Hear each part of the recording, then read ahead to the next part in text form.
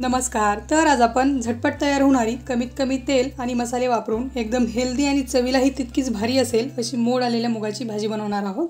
तर त्यासाठी इथे मी कुकरमध्ये 2 कप मोड आलेले मूग घेतलेले आहेत। त्यामध्ये आपण टाकणार आहोत 2 कप पाणी, थोडीशी हळद आणि चवीपुरतं मीठ टाकून याला मध्यम आचेवरती 2 शिट्ट्या काढून घेणार आहोत।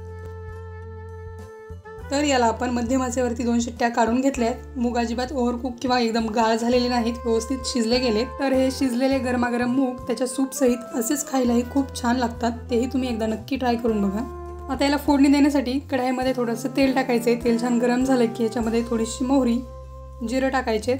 दोन्ही छान तडतडलं की यामध्ये आपण टाकणार आहोत बारीक कट केलेल्या लसणाच्या पाकळ्या, त्याचबरोबर कढीपत्ता टाकायचा आणि लसणाचा फक्त कच्चेपणा जाईपर्यंत परतून घेतलं की यामध्ये एकदम बारीक कट केलेला एक मध्यम आकाराचा कांदा टाकायचा आहे। कांद्याला हलकासा सोनेरी रंग आला की यामध्ये आपण बारीक कट केलेला एक टोमॅटो टाकणार आहोत। आता टोमॅटो लवकर शिजला जावा म्हणून टोमॅटोच्या चवीपुरतं आपण यामध्ये मीठ टाकणार आहोत आणि टोमॅटो छान मऊ होईपर्यंत आपण याला परतून घेणार आहोत।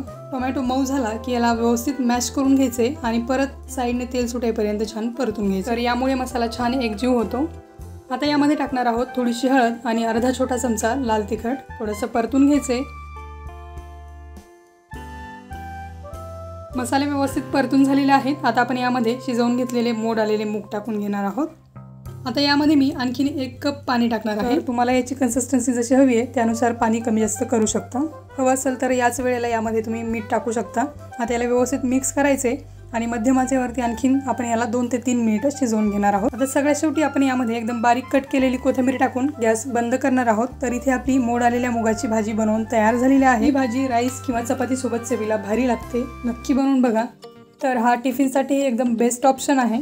तर हा रेसिपी व्हिडिओ तुम्ही शेवटपर्यंत पाहिलात त्याबद्दल धन्यवाद।